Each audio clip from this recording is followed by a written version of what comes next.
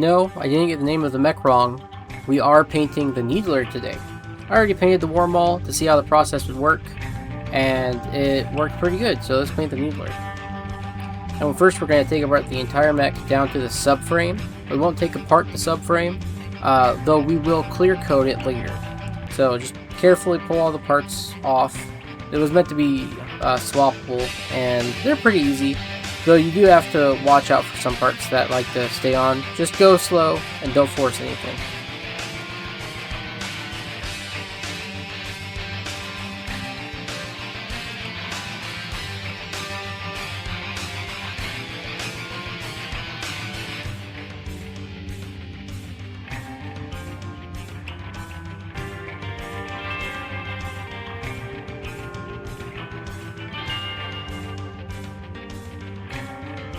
And we are going to paint all of the parts so that we have all of the options available to us with the painted kit. Obviously, you don't have to do this if you just care about one of the two models that come in the kit.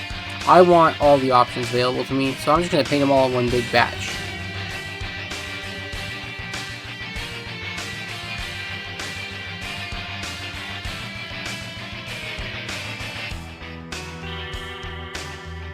So we're going to remove all of the little nub marks and little imperfections on each part. This can be pretty tedious, but it's really worth doing. If you notice something halfway through the paint job that you don't like, it's a lot harder to remove it then than it is just to look over the parts now.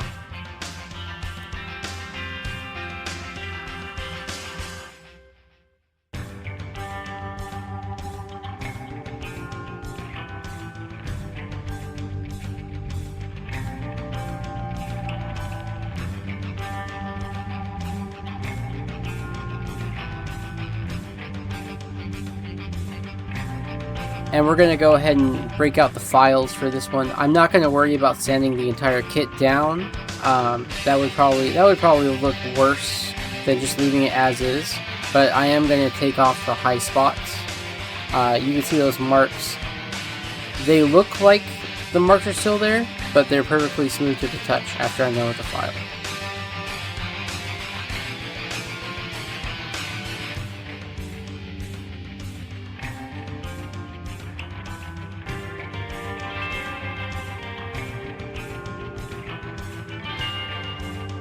And some parts are going to have more noticeable support marks and nub marks.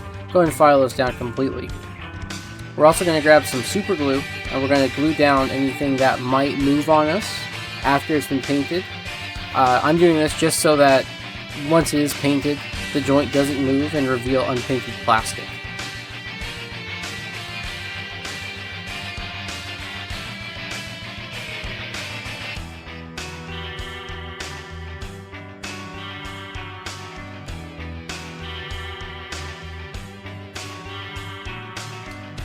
And I actually forgot some of the support material in that part. It looked almost like some of the design element, but just continue removing nub marks.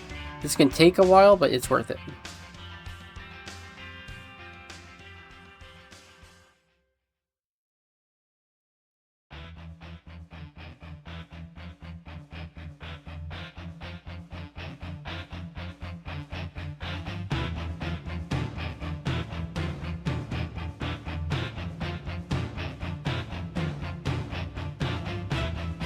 So we're going to take the parts out to the garage and give them some spray paint. This was an old can that was starting to go bad. The paint barely even came out, but it worked out in the end. It's also satin, which isn't ideal.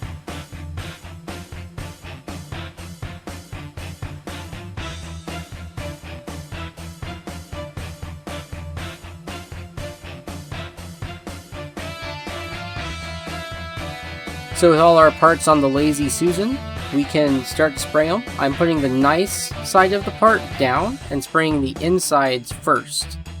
That way, when we flip them later, if there's any damage to the paintwork from being on that Lazy Susan, it'll be on the inside and the outside will be nice and good.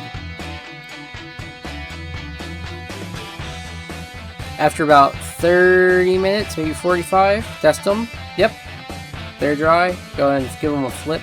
Again, nice side last. And we're going to just continue spraying.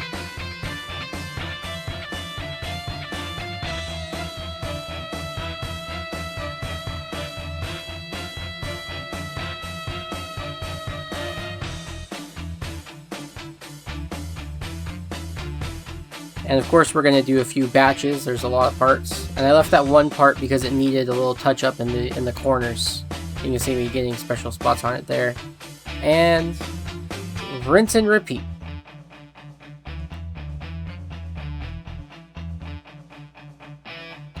We're also going to paint some of the weapons and hands and stuff in black, since there's no sense starting out with a red base coat. Those parts won't be red.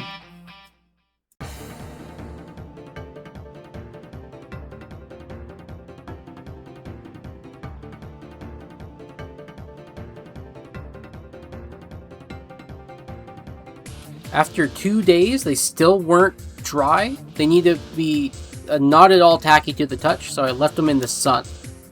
And after about a day in the sun, on top of 2 days of drying, they were finally completely dry. They weren't tacky at all. So now we can get started painting.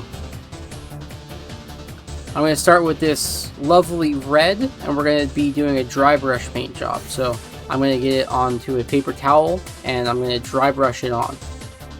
If somehow you don't know what dry brushing is, you just get paint, preferably a thick paint, into your, like a stiff bristled brush. Rub it out on a paper towel or something until it's barely coming off, and then lightly go over your part with the dry brush until it catches on all the edges you want. This is really a like go till it feels right process, and the reason why the satin wasn't so ideal is because the matte paint would pick up this dry brushing a lot better. You might have to do a couple coats on satin paint, a satin paint finish. But I wouldn't even try it with a gloss. But matte would be ideal for this. It works though.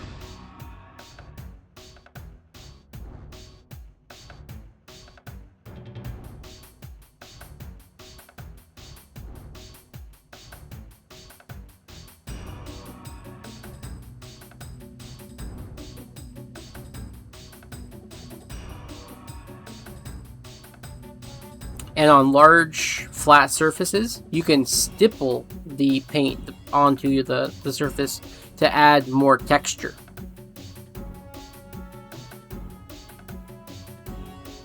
Alright, we're looking good. Now we're going to take some more of that red and some orange. We're going to mix them 1-to-1 to create a further highlight. Whenever you do this, I recommend using something other than white to further highlight your paint for a more saturated look.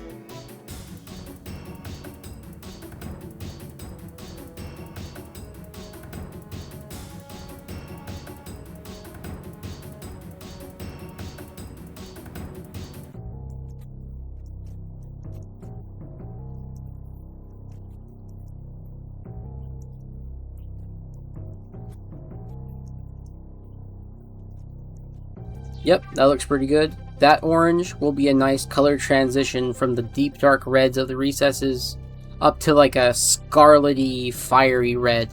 And this is going to be a lot more gentle of a dry brush here. We aren't going to go super crazy with it.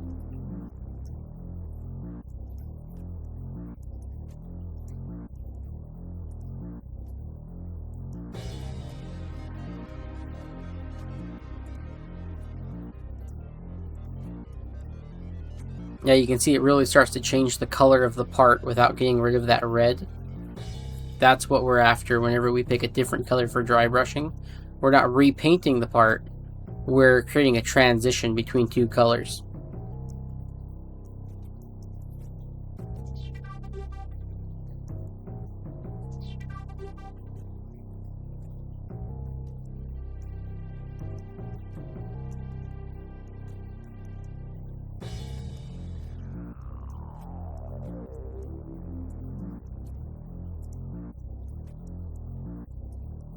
And a quick test assembly now that everything's dry, and it's looking pretty nice. So I'm going to pull all this back off, and we're going to continue on with some accent colors.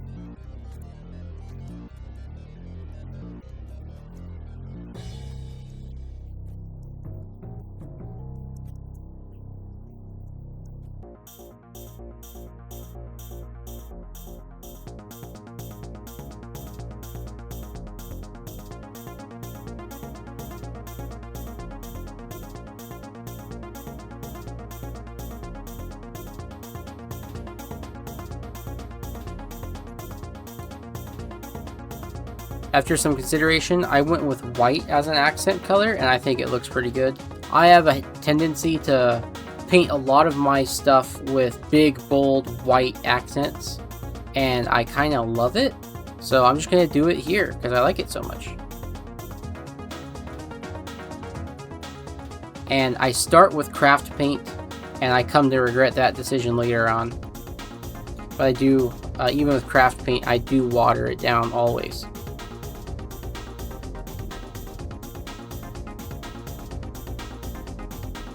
So we're just looking for natural breakpoints in the sculpts, you know, where a panel line ends, or maybe a whole part can be an accent color. Anywhere that it will be easy to paint up to an edge and stop. You're going to want to move this white into, you know, an even amount of the mech. You want good color balance. So I'm putting some at the top, some in the middle, some on the arms, a little bit on the head, some on the legs, you know, just trying to get an even spread of this accent color onto the model.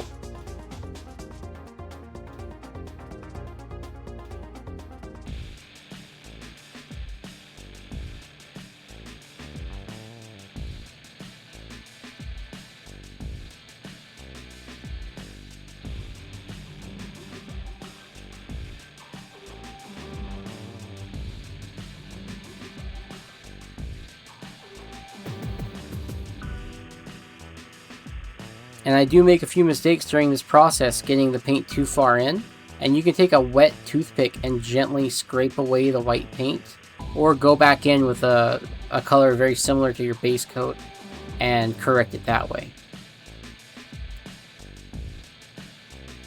And while I have it out, I'm also going to give everything I want to be the nice illuminated screens. I'm going to give them all a base coat of white because we'll be painting them very bright colors.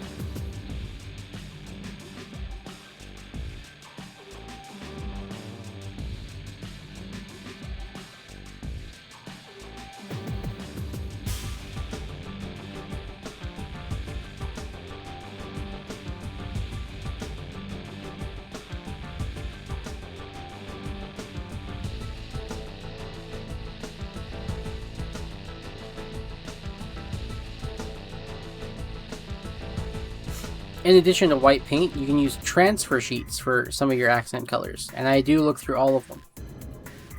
I got them from old tanks, I got them from old plane kits.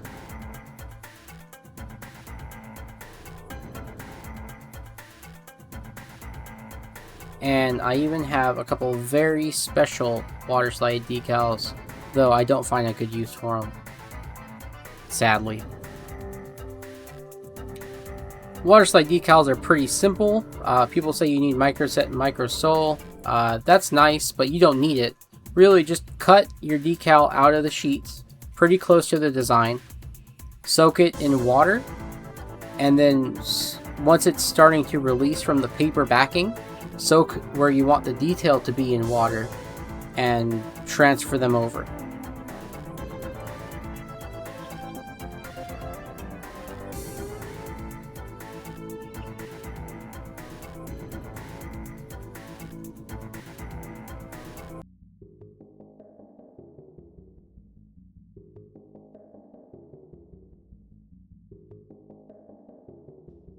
So I've got my decals sitting in water in the lid, and I'm pre-soaking the surface of the part where I want to add the decals.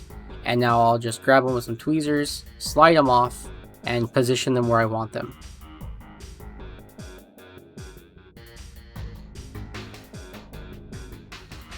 Please excuse my top-notch camera work here.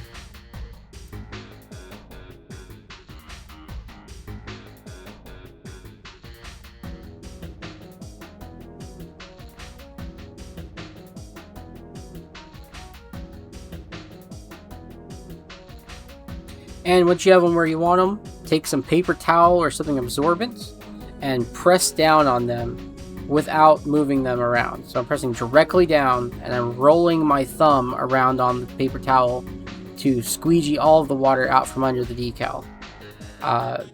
You should not have any air bubbles. If you're doing this on a 3D print, the decal should fold its way down into the print lines there should be no difference in the surface once you're done. And I'm also going to start blacking in all of the metal details. These will get a dry brush of silver later on. I do that off camera. So I got a little carried away and I painted one of the visors off camera. I want to do this cool fade from green to yellow. But you know what? I started the other one, realized what I was doing, and I screwed it up anyway. So I'm going to start fresh with the other one, give it a yellow base coat, and just start over. And I guess at some point I got a speck on the lens, which is really, really unfortunate for this next section. But you know what? It does go away pretty soon. So we're gonna paint yellow at the top. We want a wet foundation of yellow towards the top, and we're gonna pull that down towards the bottom of the visor. We're gonna grab a little bit of our Tesseract Glow or any other paint. This is a translucent paint, and I don't recommend that. If I was doing this again, I'd use opaque paint. But I'm going to feather it in at the bottom, making sure it pools towards the bottom. I want the largest concentration at the bottom, and then I want to mix it without pushing the green upwards in the middle. I want to try and get a smooth transition, so I'm going to be mixing the paints on the model itself.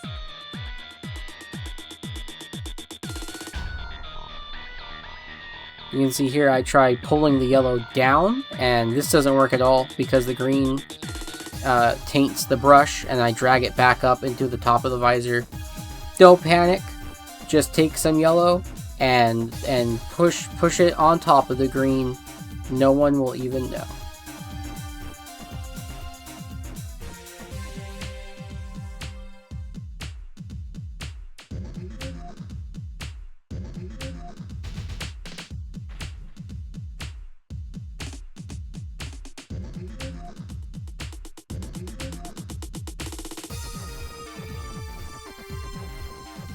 So now it looks good enough. I'm going to stop touching it, and thank God the speck is gone. And we're going to move on to the laser effects. I'm going to start with a dark green base coat.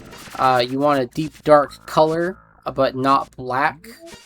And I'm going to just flood the surface with that color.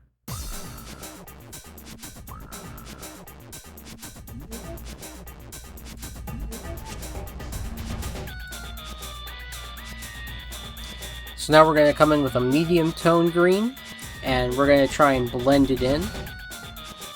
And yeah, it's already a little dry, but we'll throw some on there. We're going to put it on the bottom of the lens. Since we're highlighting essentially a piece of glass here, this laser lens, we want all our highlights to be in reverse. And I'm just coming in while that green is still wet with the dark green. And I watered this down when I probably didn't have to for this application, and it's a little too runny for this. So I'm going to flip the part over, get gravity on my side, and try and blend it still. If you run into problems like this, just keep wrestling with it. You can always paint over it. You can always just add more green paint and try and blend it further. It really is a tug of war, but it gives a nice effect.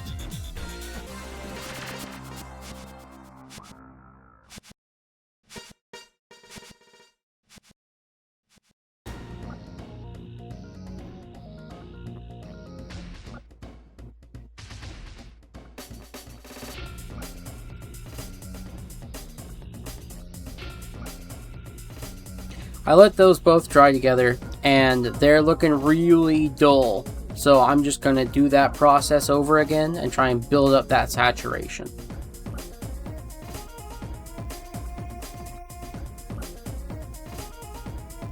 And I made the same mistake with the light green, but that's okay. Like I said, we can just clean it up or paint over it. In this case, I elected to just use a paper towel and soak up all that paint. Since it's so watery, it'll go right up into the paper towel and pretty much exit the surface. There we go. Now we can do it.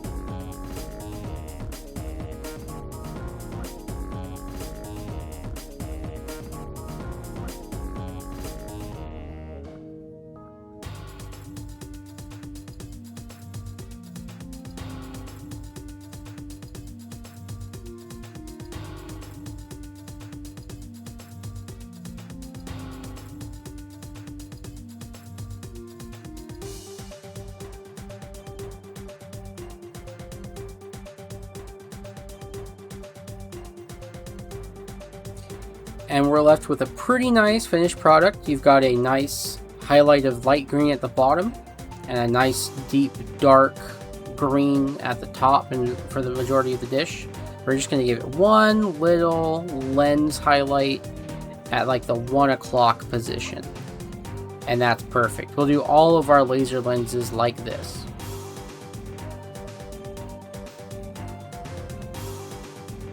And now with all of our parts clear coated twice, including the subframe, which will just take the shine off of it, we can finally start to assemble.